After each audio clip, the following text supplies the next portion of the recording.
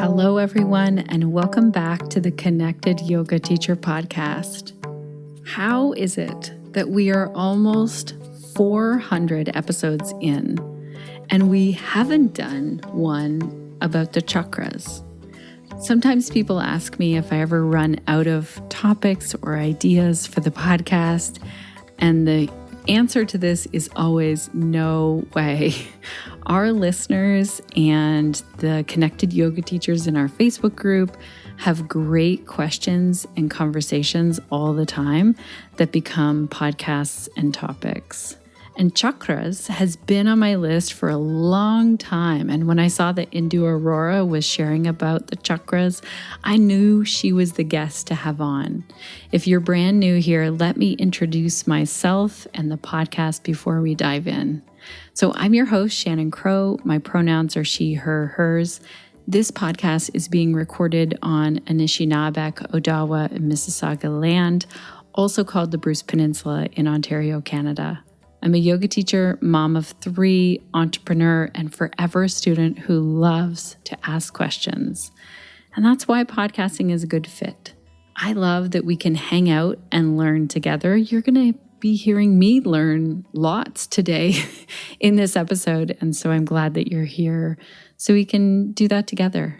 This podcast was made for you, the yoga teacher, because I get how it feels to be out in the world as a yoga teacher, navigating what feels like the jungles of entrepreneurship and yoga philosophy and the many aspects that go along with running a yoga business, practicing yoga, all of the things. This podcast is a place where you can connect to other yoga teachers, ideas, and information. And the main goal is to have a place where you feel supported. Returning listeners, thank you so much for being here yet again. I will also be sharing a quick personal update at the end of today's episode. A couple episodes back, I shared a story on how a neighbor of mine said some pretty terrible things about people of color and folks from the LGBTQIA plus community, and then made this threatening quote-unquote joke about me. And this all happened in my own driveway at my house. And I've been processing this, and I want to share an update, a light bulb moment that I had, also some tough conversations. And really, this place that I've come to is like still some processing and contemplation, but also a feeling of like, I know some things are really rooted and grounded even more for me. And I also have a lot of hope. So I'm going to share that. For now, let's get into the episode. So I also want to give a shout out of thanks to OfferingTree because they sponsor today's episode. I use and love this software in my own business because it automates everything from the bookings, payments, Zoom links, reminders, and so much more. So if you are teaching online or in a studio, check out OfferingTree. We also have a special discount code for you over at OfferingTree.com/Shannon. Today's episode is also brought to you by my 20-hour Yoga for Pelvic Health Training. I realize I haven't talked about this for a while on the podcast, and people have been asking me about it, so I need to tell you where you can find that. This is an online training that I led live a while back. It's all pre-recorded and ready for you, so you can start it right now if you want to. All of the information that I've learned over the years about pelvic health as a pelvic health professional and yoga teacher is combined into a training for yoga teachers. And I started to see a long time ago how yoga and pelvic health were very connected. This is when I was co-running a 100-hour prenatal yoga teacher training. And I saw that some really basic pelvic health information was actually missing from many general yoga teacher trainings, like how pelvic health is for everyone, not just pregnant people or postpartum people.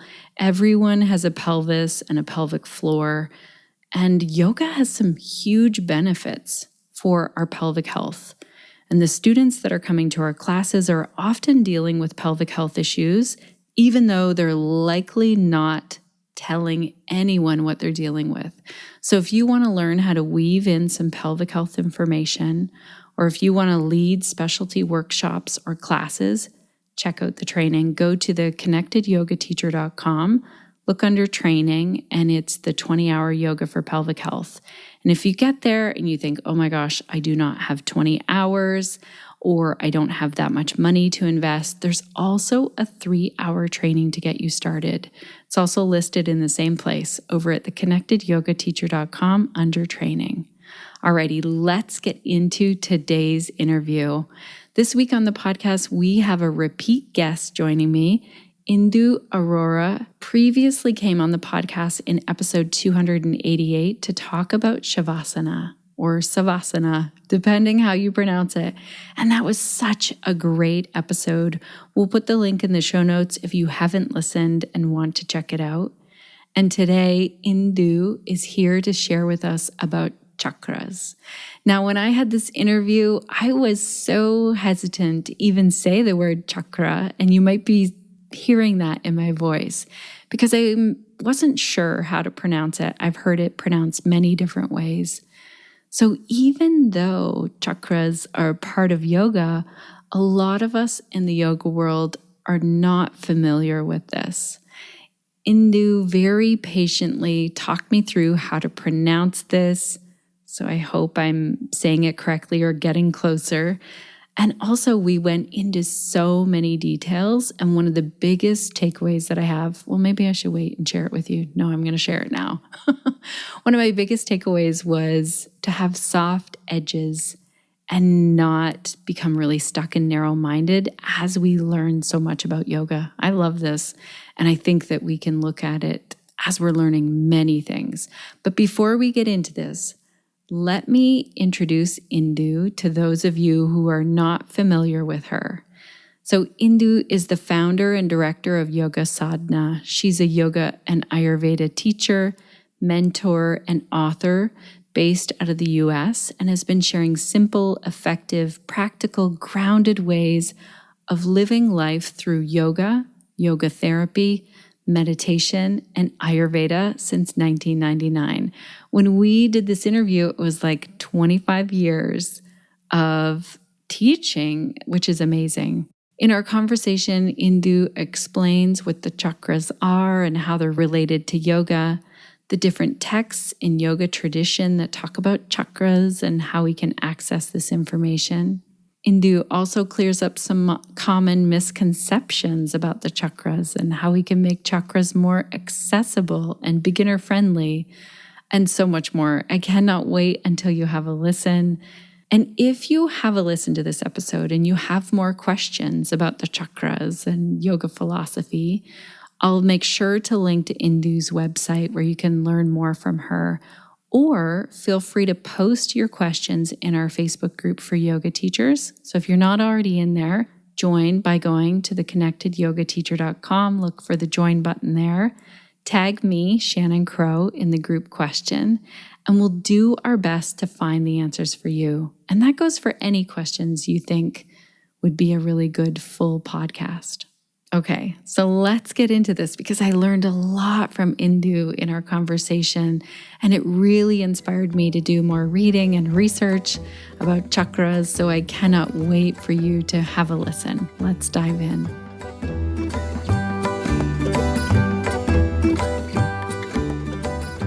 Welcome to the Connected Yoga Teacher podcast, Indu. It's great to have you here today. It's a pleasure to be back, Shannon. I'm so excited that you are back. We had some great feedback about your last podcast episode. We'll make sure to link to it in the show notes.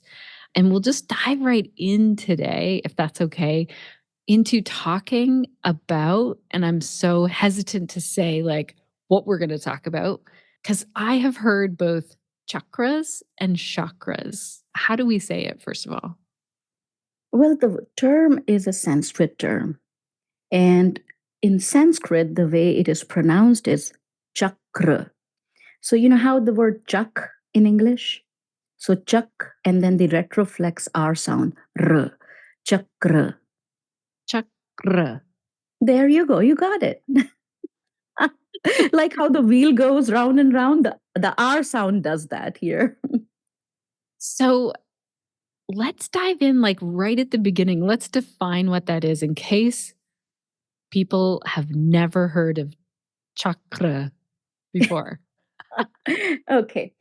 So there are several meanings to this word chakra. It depends upon the context. If we talk about this word in context with a vehicle, that would mean a wheel, like a wheel of a chariot. When we talk about in context with yoga, in context with subtle body in yoga, then the word chakra means that which is a circular field of energy or a pool of energy. The place where the prana moves in a circular pattern, pools in a circular pattern. So that is chakra.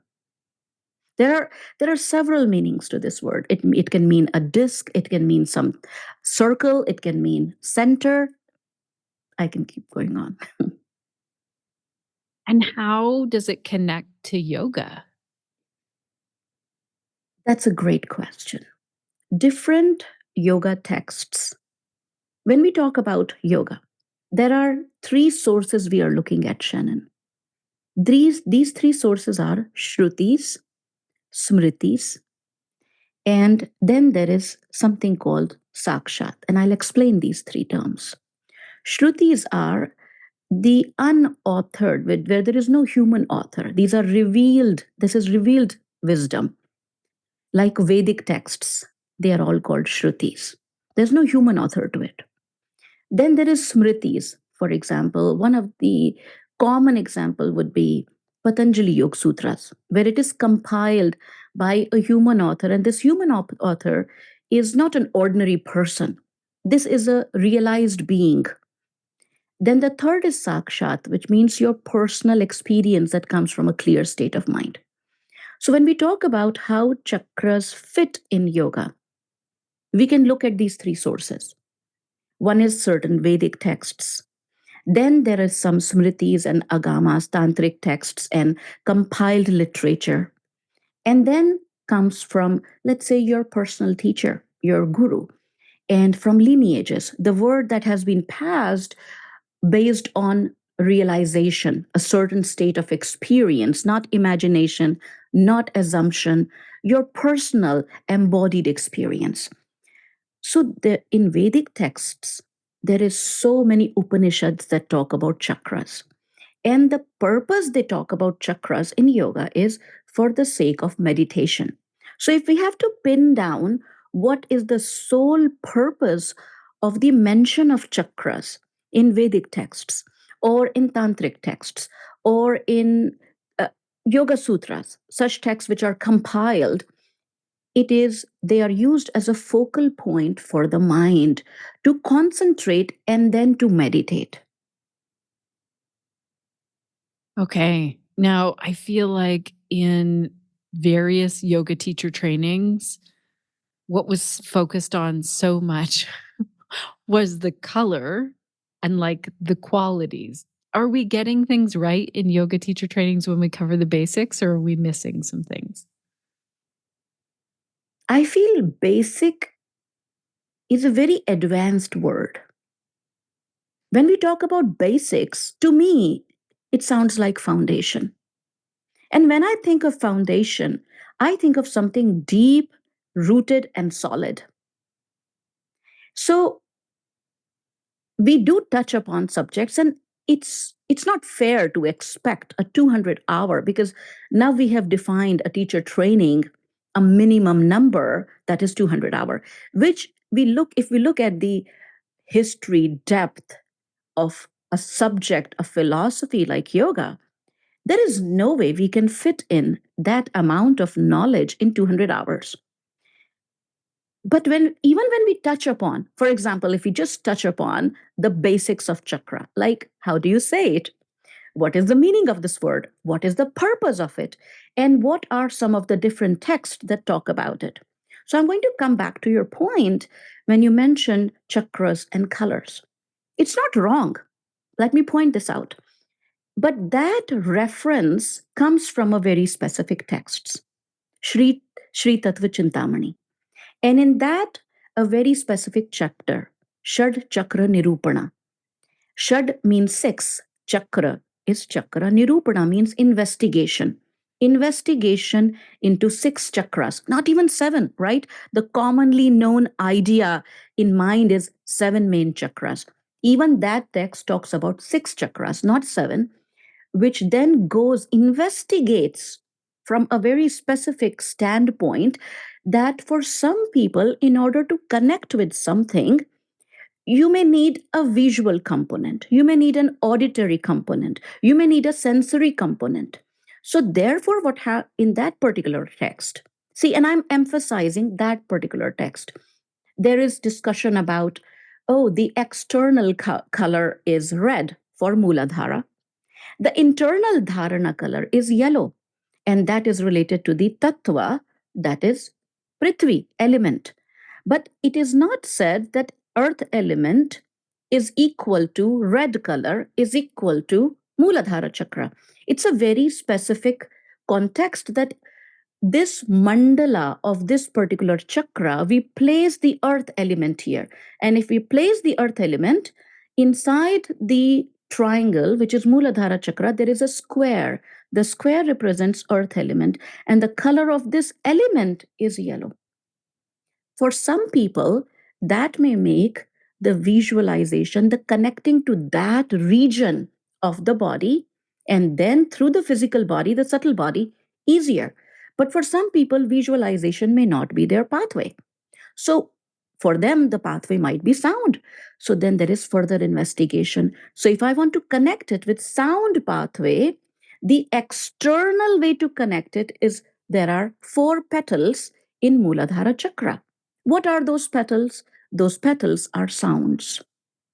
So you can meditate upon either listening or recollecting or mentating or reciting a particular sound. And when you recite it over and over again, it's almost like your mind catches a radio station.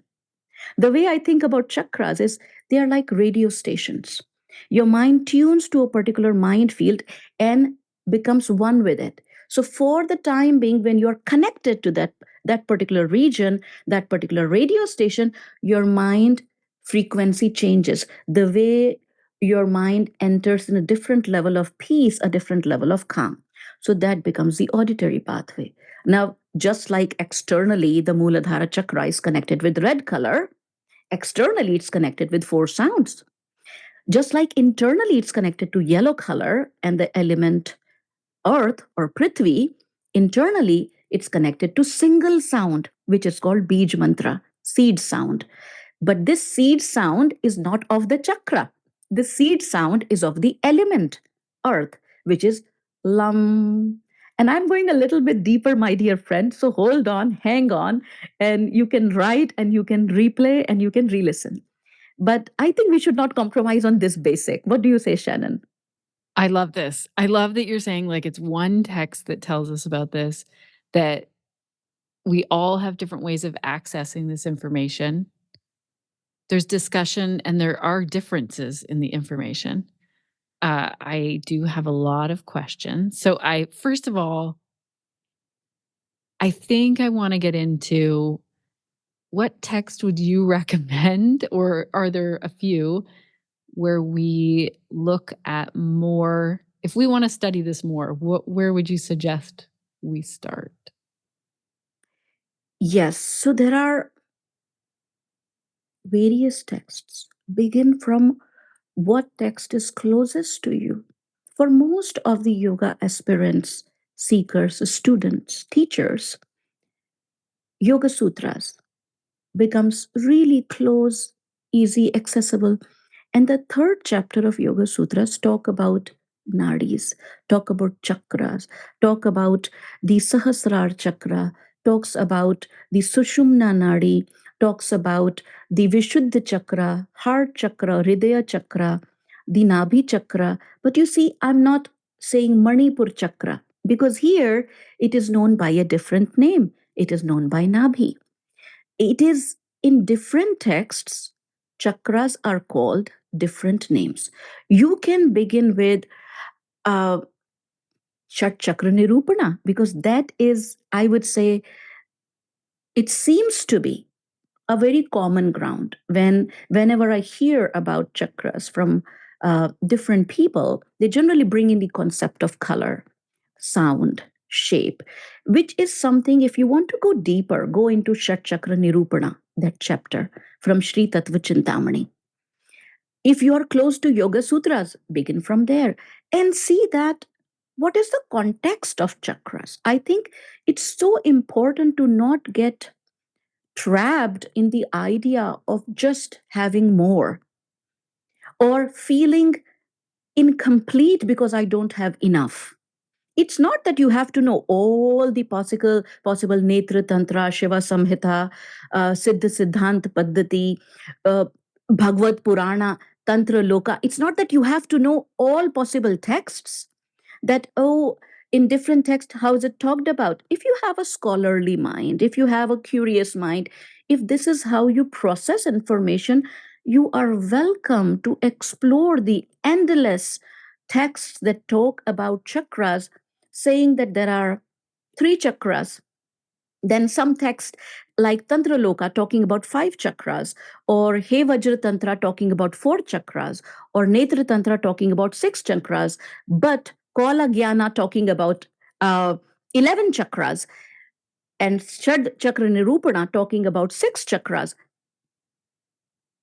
First of all, I feel there is a benefit in opening up your mind and exploring that there is no fixed number of chakras. Different texts talk about different numbers of chakras. Not just that, their names are also different. So think about the same concept. Chakra is also known as Padma. Padma means lotus. The same concept chakra is also known as Bindu, which means a dot. The same concept chakra is also known as Adhara. For example, Mool Adhara. We don't have to add the word chakra there. We add it, but Mool Adhara, the solid root foundation. That is. Then there is a word called Sthana. Sthana means location. What I'm trying to do with that is just sharing the sheer variety that it is not one word. And each word that is used in different text gives us a very unique context, a very different access point, but the goal remains the same. That is the beauty. And that is why A, you can just choose one text. B, you can explore many texts just to open up the mind so that we can become focused, but let's not become narrow minded. Because what happens is when we learn one thing a certain way, we also get fixated by that for certain way. And then how my teacher says, I'll use the same term, Shannon. She says that don't use knowledge just for verbal karate. Let there be a reason. You have learned thing a certain way, and that may be true for you in that particular context. But yoga philosophy is so wide, it doesn't have sharp edges. Knowledge has sharp edges. In the beginning of the podcast, of our conversation, you said, can you define chakra? And I try to stay away from the word define. As much as beautiful that is, I feel it shrinks. And I believe in expanding. And I like shrinking too, just for the sake of clarity. For example, if I have to explain chakra with concision, I would say, let's go into the verb root of chakra. The word chakra is made up of two parts, cha and kra.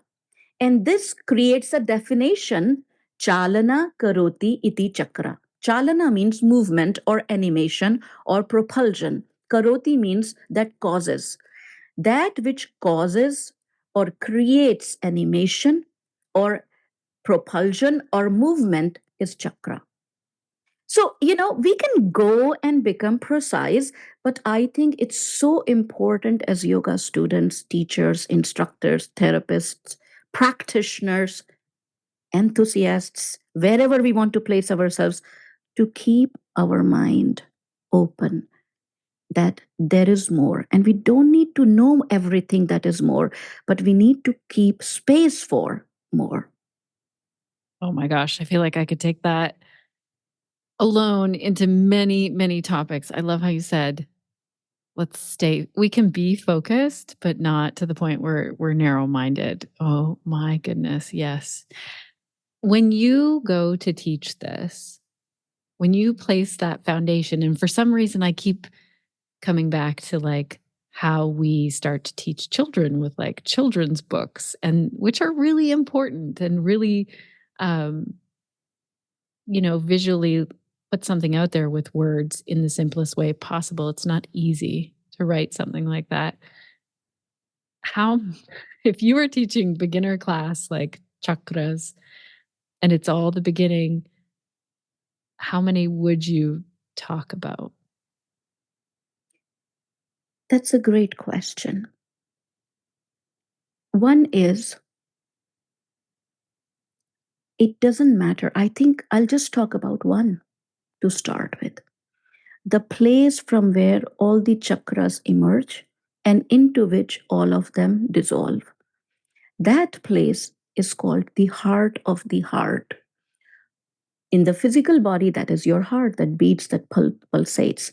In the subtle body, that is the center, which is also sometimes known as anahata, the place of unstruck sound, or also known as hridaya, which means, which is a beautiful word, Shannon. Hra means that which can take away pain, suffering. And Ra means that which creates that insight, that fire, that inkling, that desire to know more. And the, which means that which has the power to give endlessly, unconditionally. And ya means that which travels. You can stay here, but your heart can be beating or connect with few continents away to someone or something. That's the meaning of the word hridaya. It's not just heart. It's just, I find Sanskrit so inviting, so beautiful, so mind opening that it just blows my mind. I cannot not go into the meaning of it. And then there is a place which is called heart of the heart when we talk about causal body. So I'm trying to go from physical body to subtle body to the third body, which is the subtlest, which is called causal body, that which is the cause of everything. So if we think about six chakras or seven chakras, generally we think about them as linear, right? Hierarchical, lower and higher. But that's because we think this physical body is our the body. And we see it as three-dimensional, and we see it as high and low. So we place chakras like that. But if we think of our body as pulsing energy, as a dot, then these energy fields are around it. So the from the outermost chakra to innermost chakra, to think about circles one inside the another. So think about the Mooladhara chakra is inside Swadhisthana chakra, which is inside the Manipur chakra, which is inside the heart chakra, which is inside the throat chakra, which is inside the third eye chakra, which is inside the crown chakra. But where is crown chakra? Crown chakra is inside the central channel. Are you with me? That it's one space inside the another. And where is this space? This space is emerging from a point which is called the bindu, and that is held suspended in the macrocosmic space. That is one place where I will start with. That connects to that place, which is the birthplace of everything else, on which the chakras are held. Like if you were to make a garland, take a thread, and put the flowers in it, that is our chakras. And that thread is that channel, the nadi. And inside the thread, in that the eye of the needle, that hollow space, the macrocosmic space that is holding everything together, connect to that. And if that feels abstract to someone, I will just go to wherever you feel is your center. Where do you feel is the center? your center from head to toe, your center from left to right, your diagonal center, your center from front to back. All kinds of center. When you hear the word center of your being, of your body, where does the mind take you? Sense that place, feel that place. That place is chakra. I'm popping in here for a moment, connected yoga teachers, to tell you some huge news that OfferingTree just put out. If you haven't heard of OfferingTree, it's this all-in-one software that I use and love for my own yoga business. And some exciting news is that they just released an app. I downloaded it and checked it out right before I hit record, and it is amazing. Here's what I noticed right away. So you stay logged in when you log into it. So you know how annoying it is when you're on your phone and you have to log into things. Don't worry, you don't have to do that. Log in once and then you're logged in. And students also are going to love that they can now book a class, workshop, or training right from their phone. So if you are a studio or a teacher, you can now be found based on your location, which is fantastic.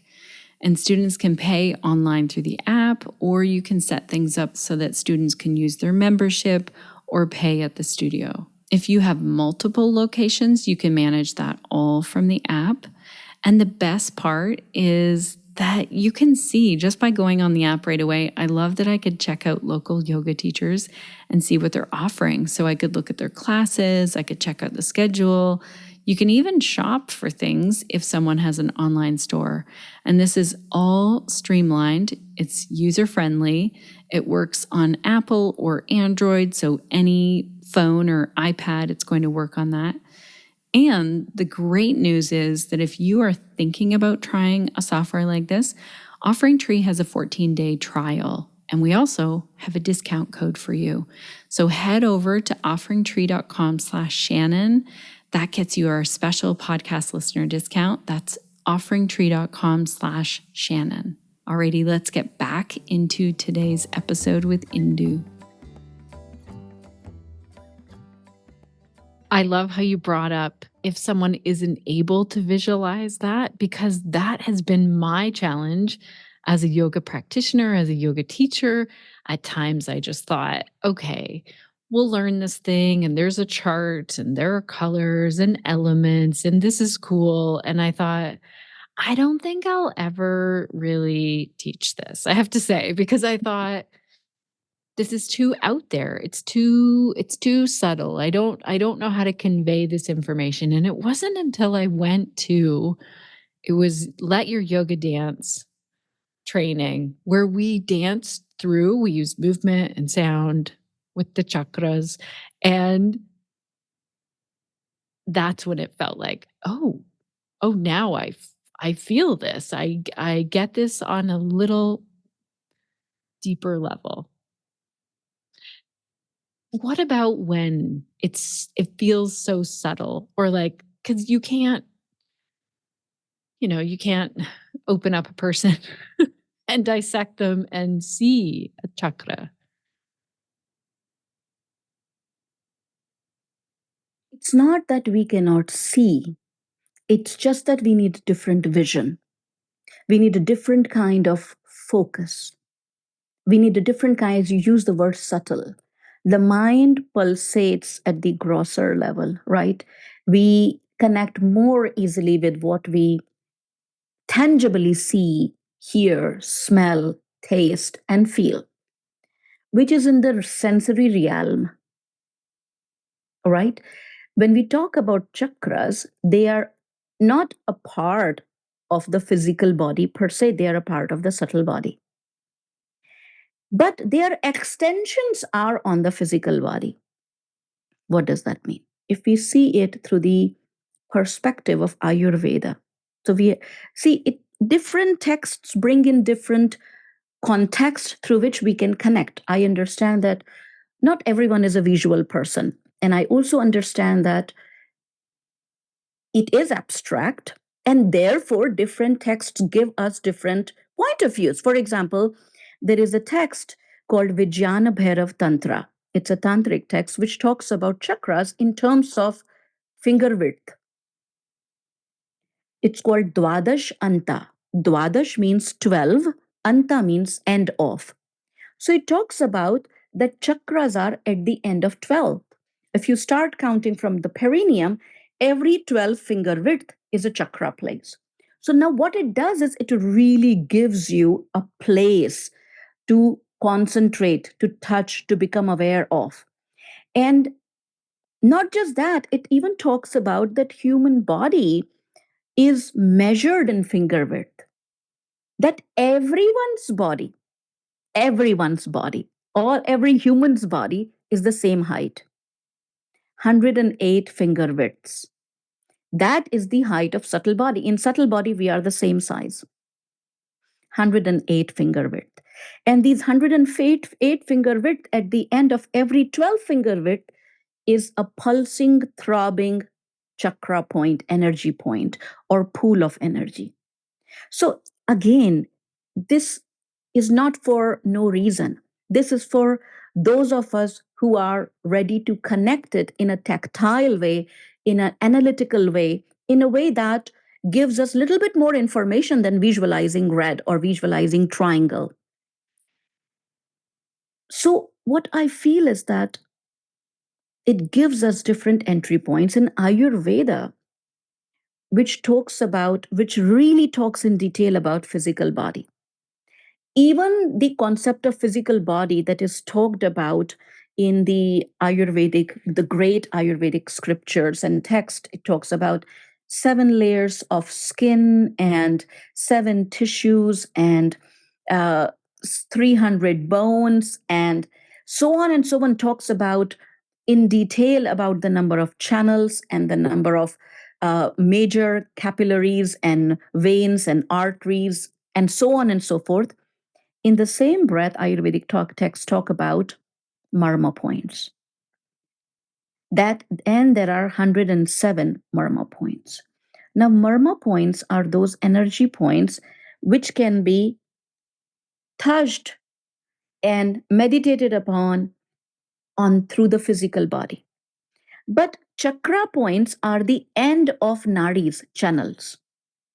End of the channels, where the subtle channels end and meet the physical body, that is a marma. That is one end of the nadi. Where is the other end of the nadi? The other end of the nadi is the chakra. So, if you think about it, marma point is a bridge between physical body and subtle body. Those of us who find it abstract to connect to chakras, you can connect to the eyes of the chakras that are marma points that are on the physical body. So, it really gives us an access point. These are the very points through which we can balance doshas. We can balance the state of mind, sattva, rajas, tamas. These are the very points through which we can calibrate our prana, the marma points. So these are the very points through which the physical body animates, either in a state of health or away from health. And where are they connected to? Their birthing place is the chakra. In fact, chakras are called the great marmas. Or marmas can be called mini chakras. So what I'm trying to share is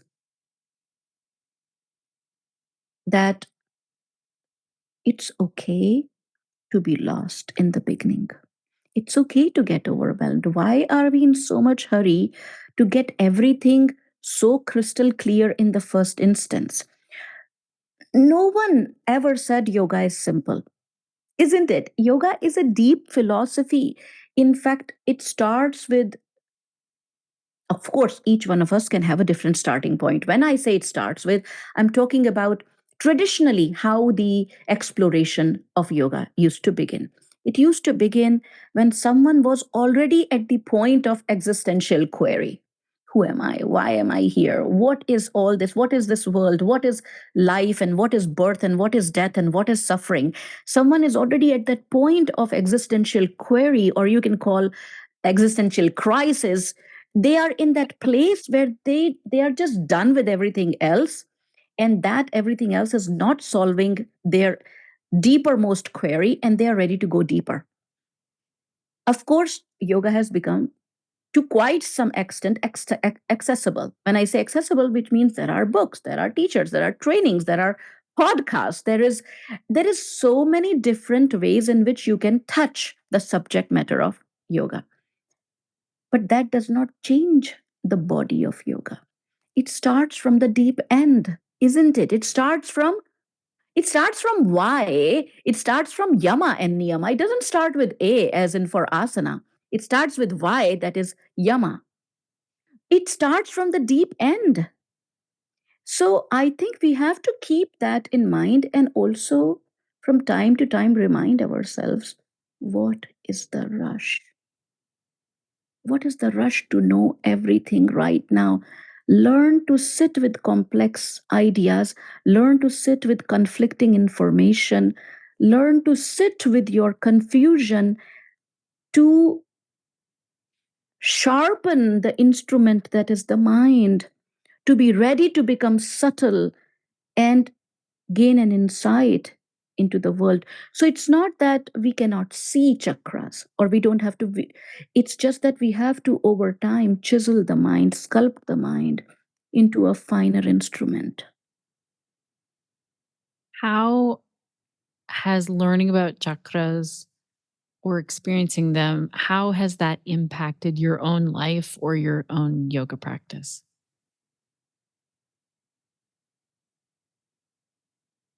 That's a great question. And what I would say is that I don't, in my limited experience, and this word limited is very important. Please, in your mind, underline, bold, italic, howsoever it becomes brighter for you. It's a limited experience. In my limited experience, chakras are not places of visual, auditory, tactile experiences for me. This is not what I seek. This is not what I draw out of it. What it brings me is to a point of void. Void that is not emptiness, void that is fullness. That fullness of emptiness. It brings me to a place where I can feel the trinity of contentment, santosha, of peace, shanti, of sterya, stillness. It brings me to that triangle where I taste what is a drop of contentment, what is an moment that is infinity of stillness, and what is it that is peace, that a place which is beyond dualities and conflicts. I find chakras to be a places of void. It's like different levels of silence, that when I tune into my heart versus navel versus root, it's almost like tuning into different levels of quiet. And that quiet, dipping into that quiet, it's almost like the mind becomes cleansed. All that sound that is voices, all that sound that is noises, as if they are tuned out. All those visual impressions, be it for concentration, be it for confusion, be it for illusion, as if they're tuned out, and the mind is rinsed, washed, cleansed, clear, clean slate. So it's like the mind takes a dips into this ocean of silence and comes out fresh. So it's a reboot. It's a taste of what is real and what is not. It's a taste of what is yoga for me. I'm so curious how you personally access this. There is, see, with time, everyone, again, depending upon the text talk about the pathway. For example, for some, see, I'm not going into my personal exploration, because what happens is then that paints a picture Right. in your We're all mind, like, in I'm gonna get everybody's the mind. steps. And then what happens is that picture becomes a very solid, even though it's very flexible in my mind, in the listener's mind, it can become the picture. And I do not wish to create that, because to each their own path. And these paths are laid out in different texts. Maybe for you, it is the Marma path. Maybe for someone, it is the sound path. Maybe for someone, it is, let's talk about Vijnan Bhairav Tantra for a second, which is a text that I studied from my teacher, Bettina Sharda Bommer, who is a very renowned teacher of Kashmir Shaivism. And I had the opportunity to sit under her feet and study this text. And in that, it talks about meditation. And this may sound like, what are you talking about? But chakra and experience of that silence through this pathway. And the suggestion is now, Vijnan Bhairav Tantra is one of the only texts that talks about more than 100 meditation methods. There is no particular text that I can think of, again, my knowledge is limited, which talks solely about so many different meditations, 100 plus different ways to meditate. And one of the meditations is, Shannon, that meditate upon the moment as if you open up your mouth and you're about to speak something. Try to do that. Just drop your lower jaw, and it doesn't even matter what you want to say. Just as if you're about to speak something. And that moment when you're about to speak something, meditate on that. What happens in that moment? Automatically the breath is held. Automatically the mind becomes a clear state. There is nothing for that micro moment when you're about to, not what you are going to say, when you're about to. What a beautiful entry point, because we all speak, we all talk, and a lot of time it's like we can do without saying that much. But we all experience that point when we are about to say something. We just don't, we move so fast, we miss that point. And what I'm saying is there are so many different pathways to connect with chakras. All pathways are valid as long as you are not missing the point, missing the goal. You're not lost. We can think of chakra, if at all, just for a moment, sense with me, visualize, see how that works out. If you think of chakras, there is an outer periphery where the petals, there is this vibration, the sound vibration. But what is the origin point of the sound? The origin point of the sound is silence. All sound comes from a ocean of silence, just like meditate upon when you're about to say something. Before that, you dip into that silence. So if you go deeper, even while you're reciting, if you, let's say you're reciting lam, lam, lam, lam, every time it takes, the sound becomes tapered like a needle of a sound, which is called nada shuchi. And at the end, it tapers lam. It becomes finer, finer, finer, finer into a dot. That outer periphery, when we meditate upon that outer periphery of colors and sound, that is what gives birth to experiences. Oh, I felt pulsing, I felt throbbing, I saw something, I sensed something, I smelled something. That is the outer realm. You are still in the animated realm. Go deeper. The one of the most important teachings in yoga is vairagya, let go, detach. So you have to have the courage to let go because there is more. Don't get so focused because that is still a sensory experience. Sensory experience are still limited to our physical body. And in order to get into the subtle body, you have to be able to let go of the physical experience, which initially may be important for accessibility. But every chakra has a center point, which is called Bindu, the dot. That dot is filled with emptiness. That dot is filled with silence. That dot is what takes us beyond time and place. Because outside, where the wheel moves, that is a realm of time and space, which creates experiences, which creates a duality. Oh, I meditated upon chakra and I saw that. I saw that. There is duality, I and that. And chakra points are points of dissolution of this duality of I and that and the process in between. That is why it is called meditation, the becoming one. When there is becoming one, there is no otherness. Then what is there to recall and recount? Anything that we are recounting and recalling, that cannot be meditative experience. Because in meditation, there is no duality. So, no matter which pathway you choose, don't miss the goal. Keep letting go. If there is an experience, wonderful. Savor it, tick mark it, enjoy it. It happened. It happened. Past. Move on. There is more. The promise of yoga is more. The promise of yoga is not chakra. The promise of yoga is not mantra.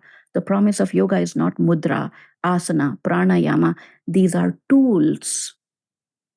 These are means to reach the goal. What is the goal? The goal of yoga is yoga. Let's not forget that. This is amazing. Thank you. It's so interesting to see how my mind is wanting to like ask the questions that I feel like are really deeply rooted in how I was raised in a Western society of like, get the recipe, do the thing, check, know all the things. And I feel like you've addressed so much in this. I hope our listeners, if they have more questions, I hope they post them in the comments or in our Facebook group, because what a rich discussion of like, what are the questions that are still coming up about chakras or any other parts of yoga that feel less tangible. Thank you so much for this. If our listeners want to learn more from you, which I highly recommend they do, where do they go? How do they connect with you further? How do they learn from you? There are three things that come to my mind. One is there is a lot detailed information that I post from time to time on my Instagram. If you are on that particular social media platform, you can find a lot of information that I post about all things yoga, all things Ayurveda. And that Instagram handle is just like my name, Indu Arora Official. The second is there is a very detailed library on my website. And you can get on my website through induarora.com or yogsadhna.com. In that library section, you just write whatever is your word of inquiry, whether it's nadi or chakra, and all the blog posts or podcast episodes or videos related to that will come up. But if you really want to go deeper and study it, then I do have a training this year coming up called Laya Yoga of Chakras. And in this training, which is a 30-hour training, and it will be held online with replay possibility, is we are going to explore chakras from 5 different texts. Tantric texts, Yoga Sutras, from Sankhya Darshan, from Ayurvedic texts, Marma point of view. We will explore chakras from 5 different, including Shat Chakra Nirupana from Sri Tattva Chintamani, including Vijnan Bhairav Tantra, Shiva Sutras. We will explore, we will first create a solid foundation of chakras and then go into what does this text talk about it and how do I experience it?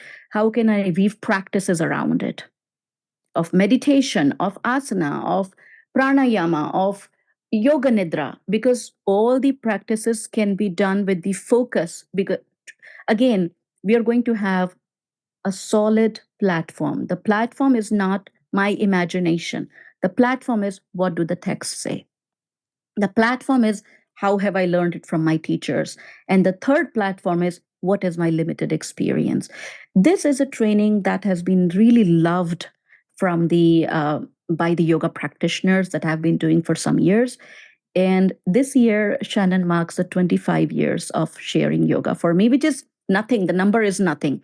But what I've done for this year is all the trainings that have been loved in the last 2+ decades. I'm repeating them this year. This is a year of playing greatest hits of what has been loved. Uh, and chakras has been one which really delights my heart because it's such a deep, as you mentioned, abstract, subtle subject.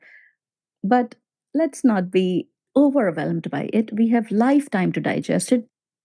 Oh my gosh. Congratulations on 25 years. I love that you just said the greatest hits. That really warms my heart. And we'll make sure to link to this in the show notes, and we'll make sure to get this out in time so that our listeners can check it out, because I feel like we've just, kind of brushed the surface here of considering and opened it up in a way that is not like, okay, here's exactly what it is, and here are all of the parts, and that's all you need to know, and off you go, and you go teach it into the world. I feel like it is a lifelong long experience. So thank you for all of this, and thank you so much for the work that you're doing in the world.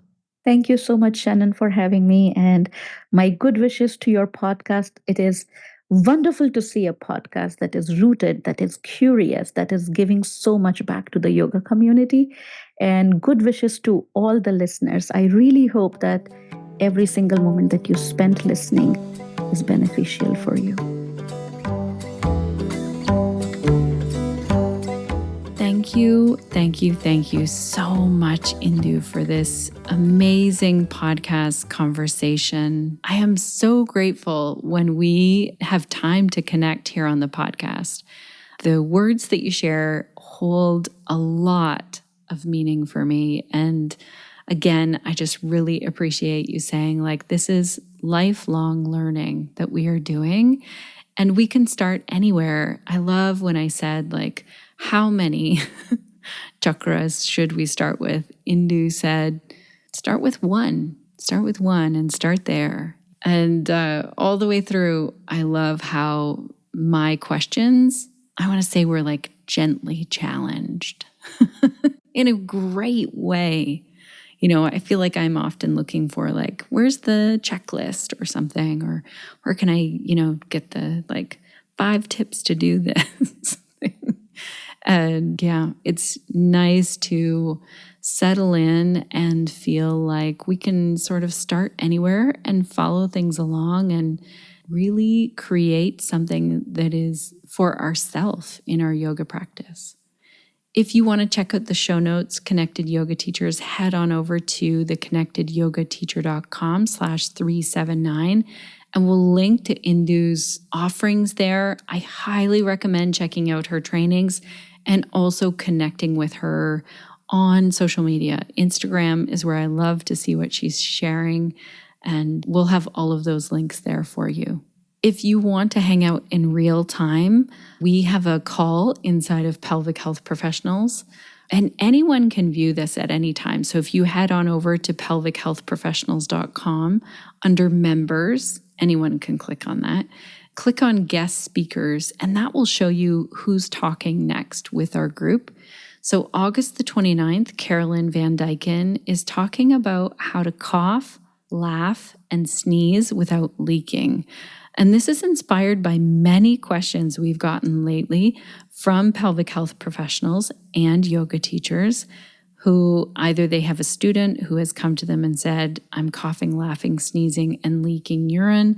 What can I do about that? Or also questions from our members. So we're addressing that in this call. I'm really excited because Carolyn is a fantastic guest expert, pelvic health professional. So visit pelvichealthprofessionals.com to join that call. And you can also access all of our previous guest expert calls that we've done over the last 5 years. So basically, if you have a pelvic health question, especially if it relates to movement and yoga, this is where to go for the most up-to-date answers. So that's over at pelvichealthprofessionals.com. All right, now for my personal update. I'll try my best to recap sort of what happened in case you didn't hear about it a couple episodes ago. And then I'll share the update in a fairly quick way. Hopefully it's comprehensive.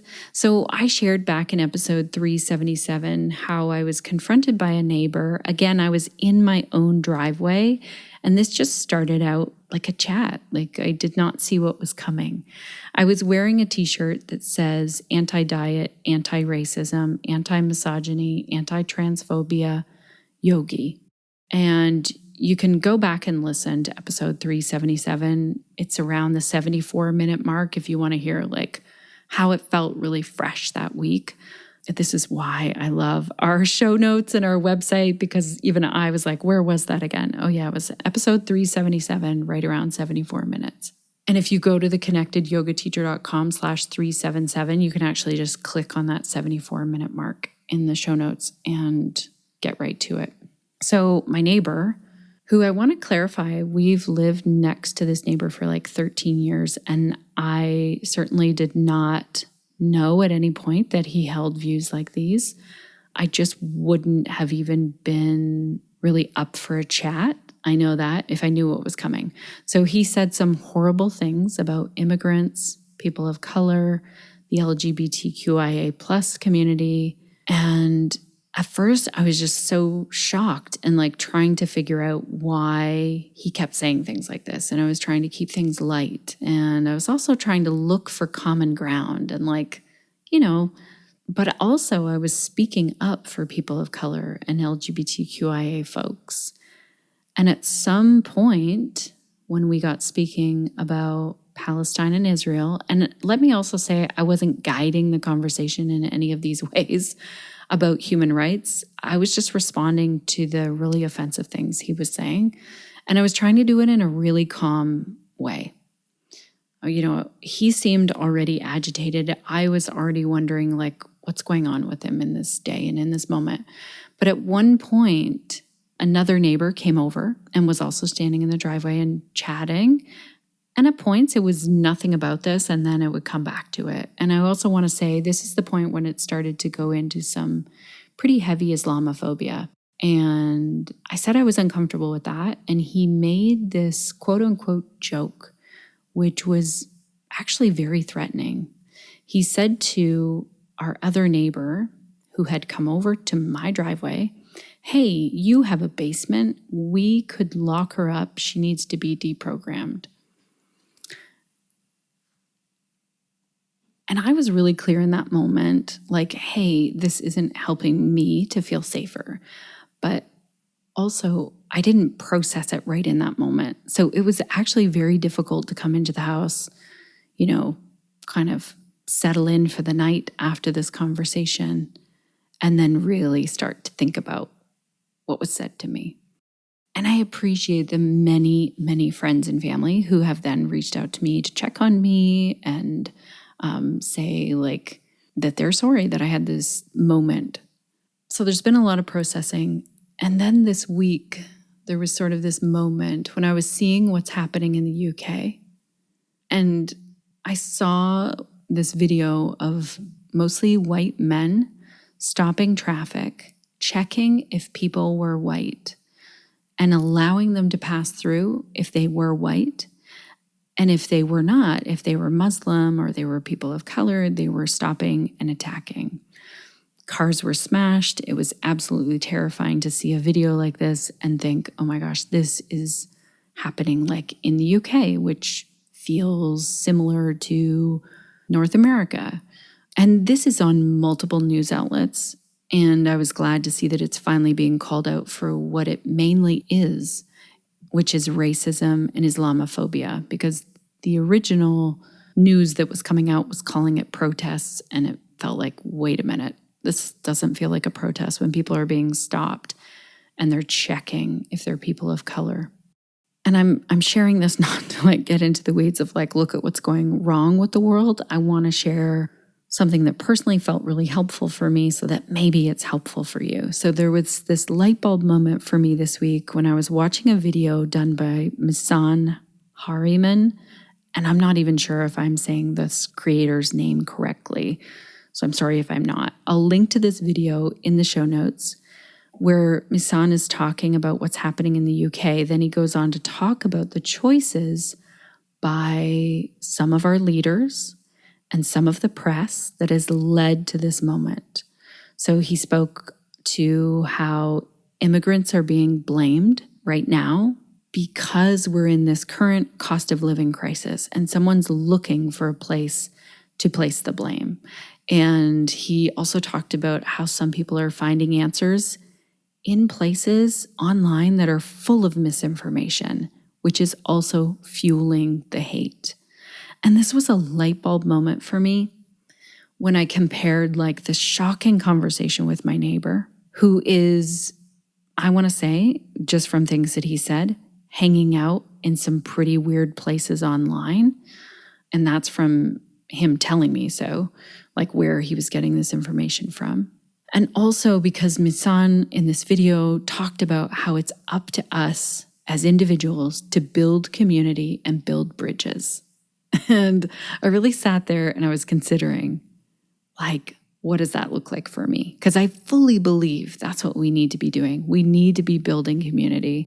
I'm still feeling afraid of my neighbor right now, so I'm not sure that that's the community building that I am looking at. But at the same time, I also took what felt like a really scary action step for me. So I spoke with the other neighbor who was there for the conversation, and I did that with Sean beside me.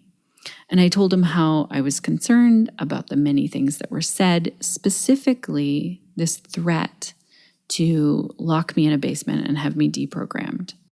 Now, I want to say overall, my neighbor who I was expressing this to was really kind, but at the same time, he was a bit dismissive. He said to me that he didn't remember that part of the conversation, which would be strange because he was actually called into it as being part of it. And he sort of put it back on me, saying that he at one point said something about how his wife could stand up for herself. And it just kind of worked into the conversation. And at that moment, I was like, well, yeah, I can also stand up for myself. But I'm telling you that it's still a really scary place to have like a threat like that, even if it's meant as a quote unquote joke. I'm so grateful that Sean was there for me for this chat. So he supported me with many quick and powerful statements to our neighbor.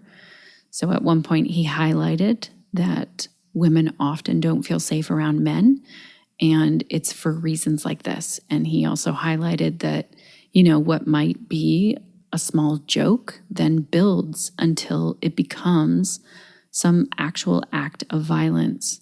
And it's people checking, like, is this okay? Is this okay? And then it builds. So my ask to this neighbor who I spoke to, which felt scary, as well as to my family, it wasn't scary to ask my family, but to this neighbor it was, is that if they notice that the other neighbor, the one who made this threat to me, comes over, that I not be left alone with them. So my family knows if they see him like coming into our driveway and I'm outside a lot in the garden, then I've asked them to like come outside and be with me. I don't know. I've kind of formulated a response in my brain. And I'm also trying to hold compassion for like why he's feeling so threatened or pushed to this place. And let me tell you, all of this has been really heavy and really difficult. Now, I chose to speak up to the racism, Islamophobia, and trans hate with that neighbor in the moment. I could have chosen to say nothing, to kind of try and laugh it off, or go in my house to shut the conversation down. So I realized I made that choice. I then chose to talk with friends and family about it, and some of those conversations were a bit weird at times. There was some dismissiveness or encouragement for me to be quiet or to, quote unquote, stay out of trouble. And I get that my loved ones have some fear for my safety.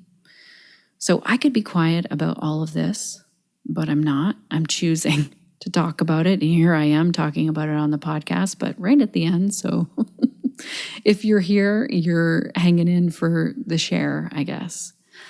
But I want to tell you that I'm doing this because I see the danger of silence or trying to be neutral or trying not to take sides. And I also see the difference we as white allies can make.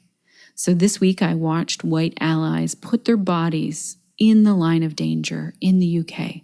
Mobs of hate-filled people were trying to burn down hotels where asylum seekers were living and seeking safety.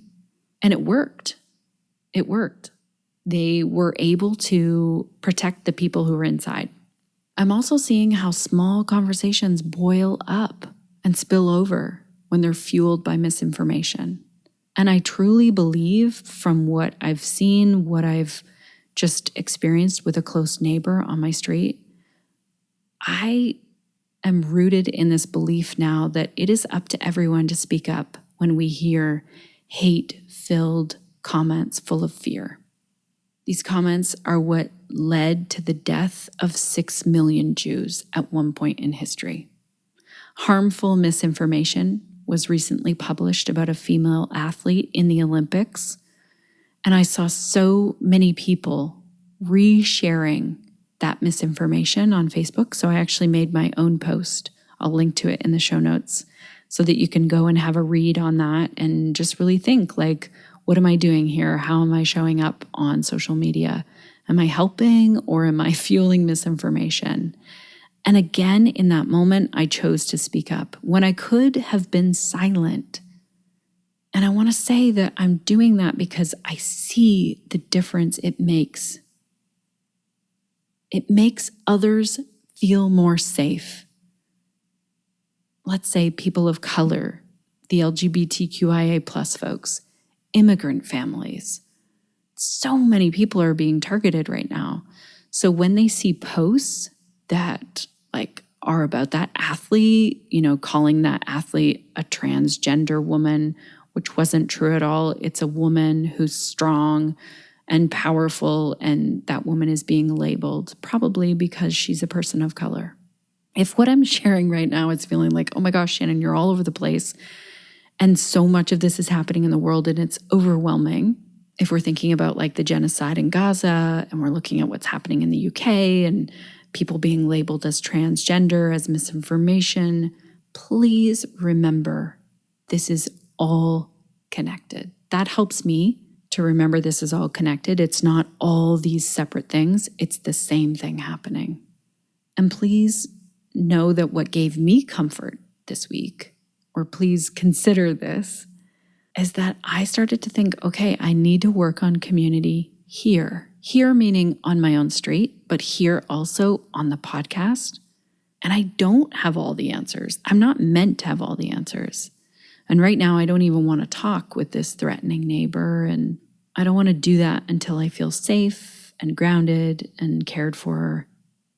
And I know that we as individual humans, we can speak up for the rights and freedom for all people, especially if we are practicing yoga, if we are yoga teachers, if we are holding space for health and wellness.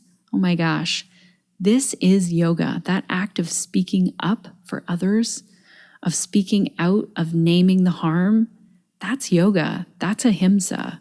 I've been really considering this week how I would not be okay with taking a yoga class, with taking a teacher training, with taking a workshop, with anyone who is calling themselves a yoga teacher and who is not talking about the harm that we are all witnessing. I just wouldn't. This is my personal line in the sand. I feel like that isn't actual yoga. Now, my heart goes out to you if all of this is feeling heavy. It feels very heavy for me on a lot of days. It just is. And I would say find what really supports you. I lean heavily on my yoga practice, time in nature, and my support network, which includes therapy. If you're currently teaching yoga, you are helping others to care for themselves. And that is a huge part of this collective care, collective healing. And we can do this together. And we're much stronger as a connected community, caring for each other. So if you're in for that, let me know. Send me a voicemail if you want to. You can find our voicemail button on the Connected Yoga Teacher website right on the homepage. You can email me directly, Shannon@theconnectedyogateacher.com, or get on our email list. You can do that right from our homepage. Or join our Facebook group and let's chat about this. We talk about this less in the Facebook group because really it's in the moment questions. We definitely have talked about how to support social justice. We've talked about it many times in the group, also here on the podcast, and we're going to keep doing that because that is very connected to who we are as humans. Speaking of humans, I want to talk about 3 amazing humans who bring this podcast to you, who support the work of social justice and work of creatives in this world. Suzanne, Crunch, and Sinead, thank you for all that the 3 of you do. Wow, these are powerful, amazing people. Thank you also, dear listener, for making this podcast possible. And as usual, I want to leave you with a question. What will you be doing this week to stay connected to yourself, your yoga practice, and to your community so that you can share the yoga that lights you up?